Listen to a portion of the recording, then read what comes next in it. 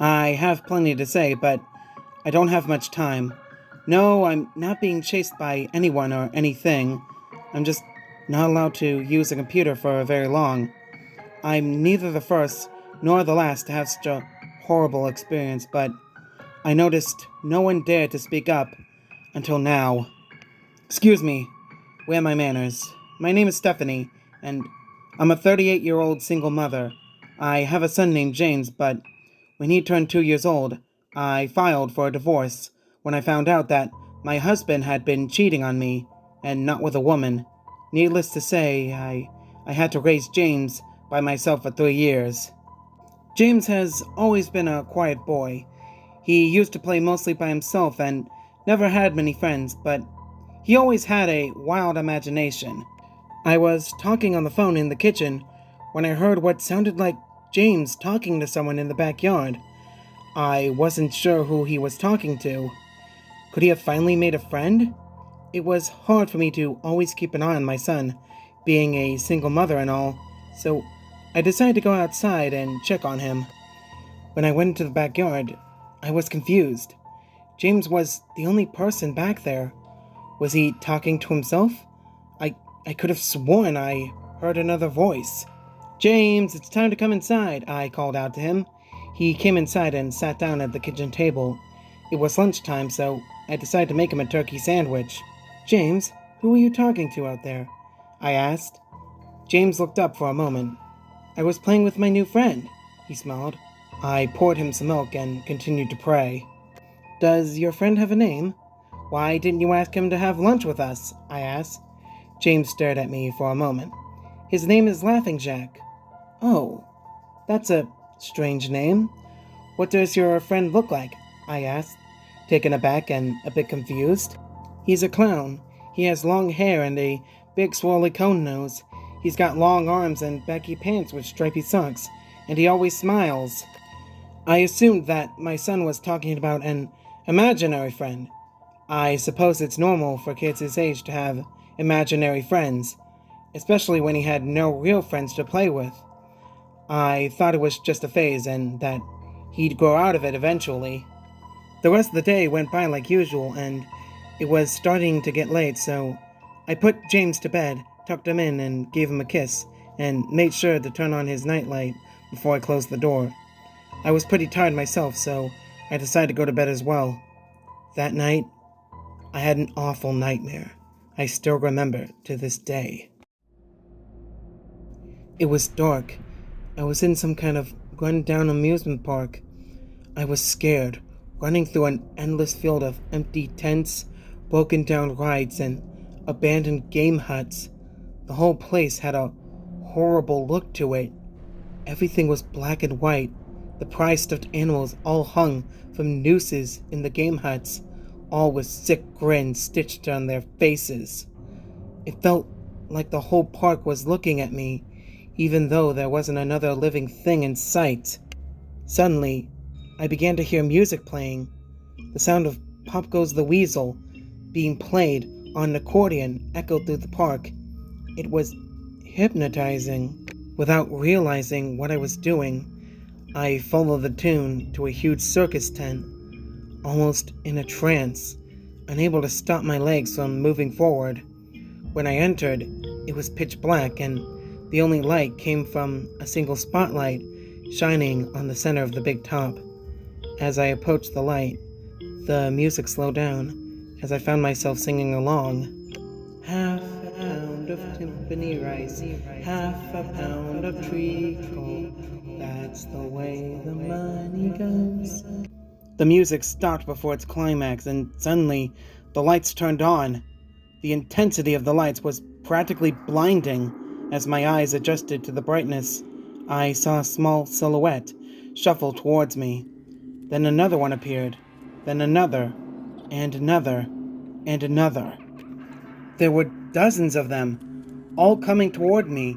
I couldn't move, because my legs were frozen, and I could only watch as the haunting figures drew nearer.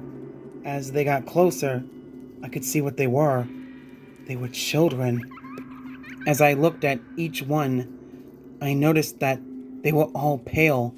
staring at me with unblinking eyes and emotionless expressions. I was so nervous. I tried to smile sweetly and ask the kids if they needed help, but I only managed to stutter before I could speak. The children smiled in unison and giggled, revealing their sharp, crooked teeth. They enveloped me, dragged me to the ground, and scratched at me until I bled. As the children tore me apart and I faded away, all I could hear was a peal of horrible, awful, and evil laughter.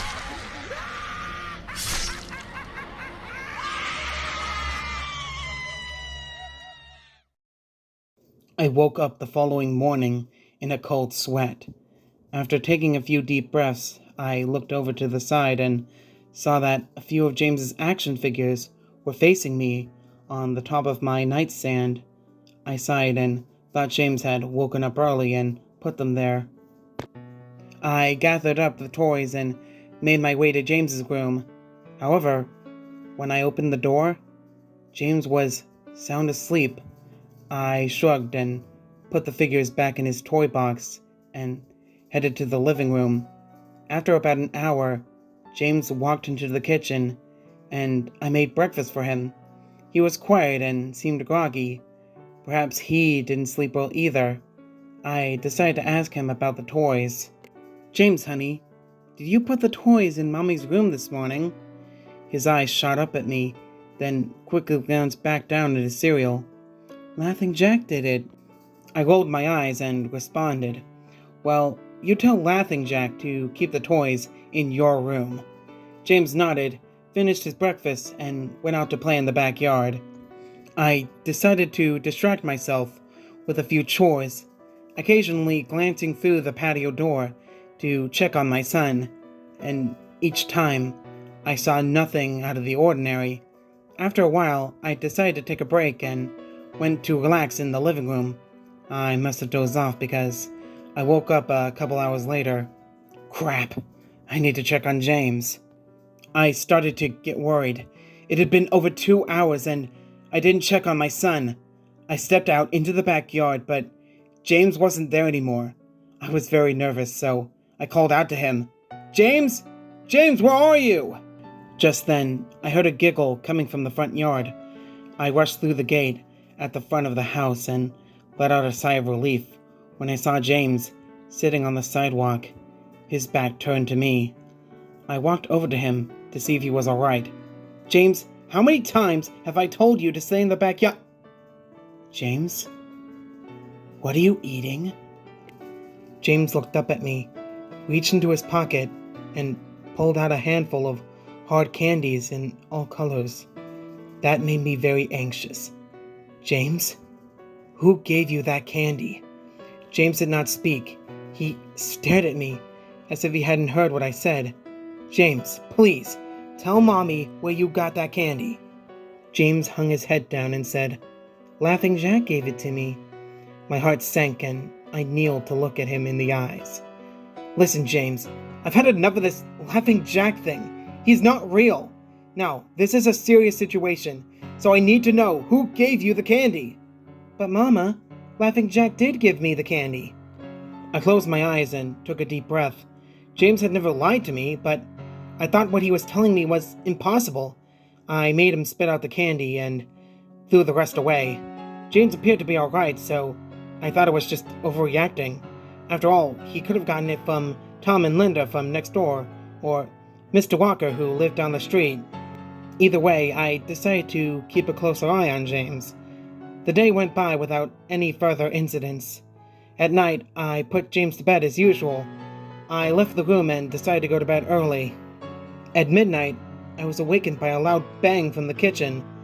I got out of bed and hurried down the stairs, half asleep.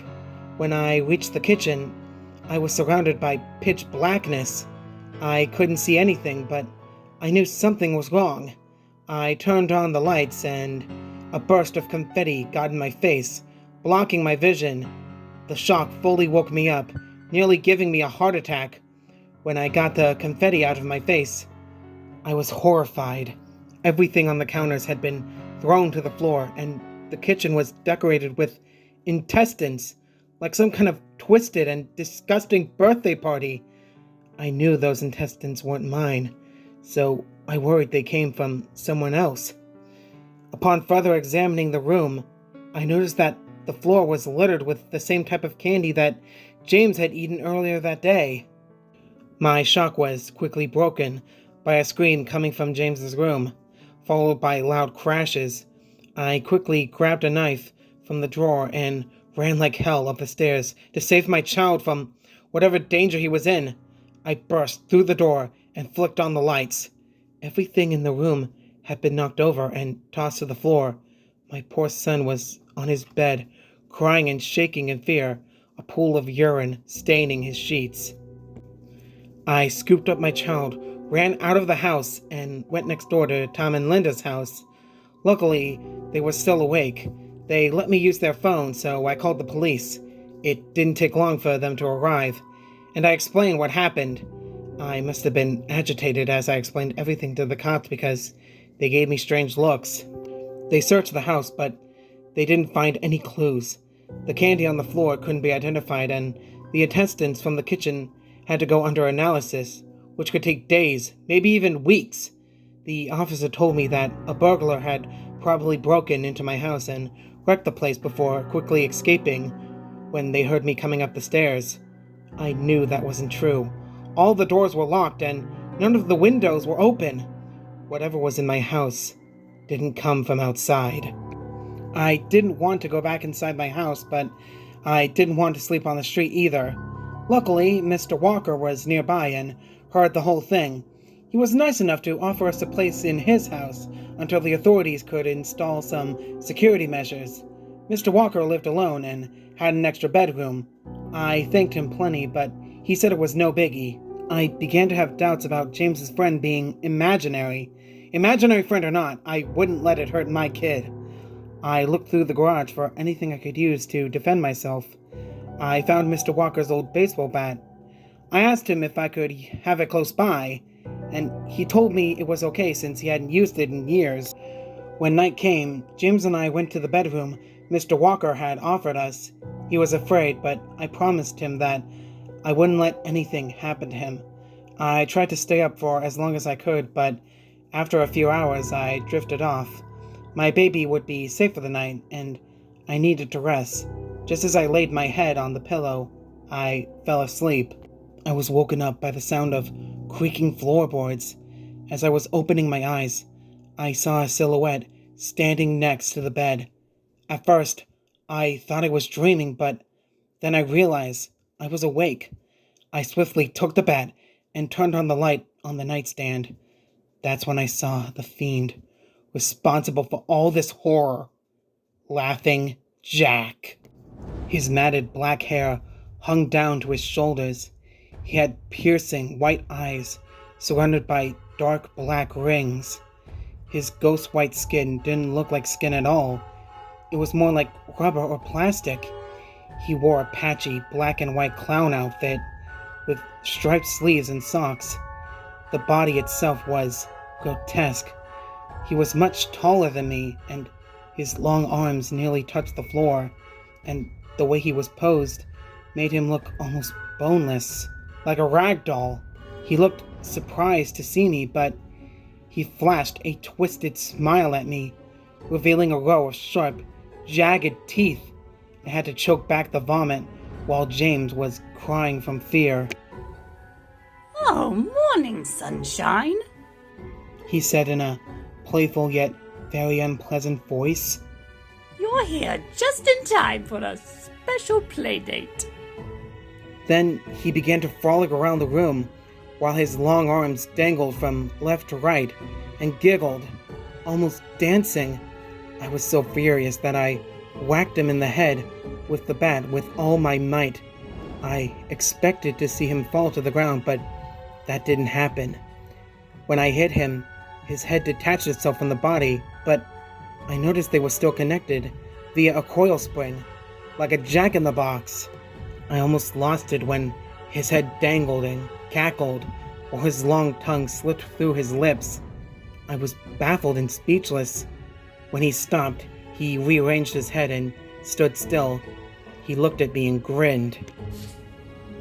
If you want to play like that, He ran to the door that led to the hallway and popped it open. let's go somewhere bigger. He ran out and vanished into the darkness, but I wouldn't let him escape. After what he did to James, I bared my teeth and ran after him. Get back here! I walked through the door and then dropped my bat in confusion. The place I was in wasn't the hallway. It was the same amusement park from my dream. It was still desolate and lifeless. I turned around and noticed that the door I walked through was gone. After that, I ran through the endless park, looking for the door. I didn't want to spend another second in that place.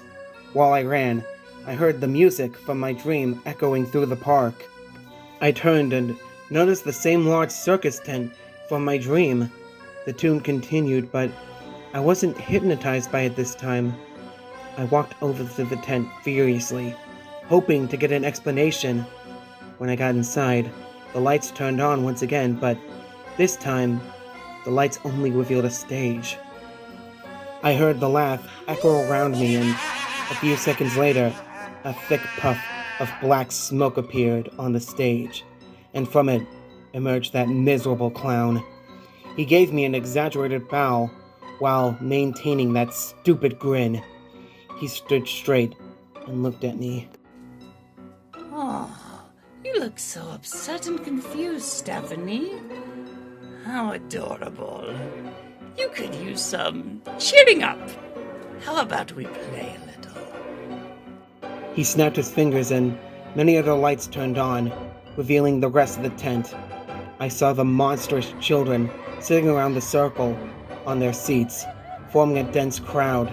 There were hundreds of them, everywhere, giggling and snarling at me like rabid animals. I turned to Laughing Jack and saw him looking at the crowd with his arms raised. Welcome, boys and girls. Thank you for waiting. Today, we will play tag. That lady is it. The game will begin at my signal.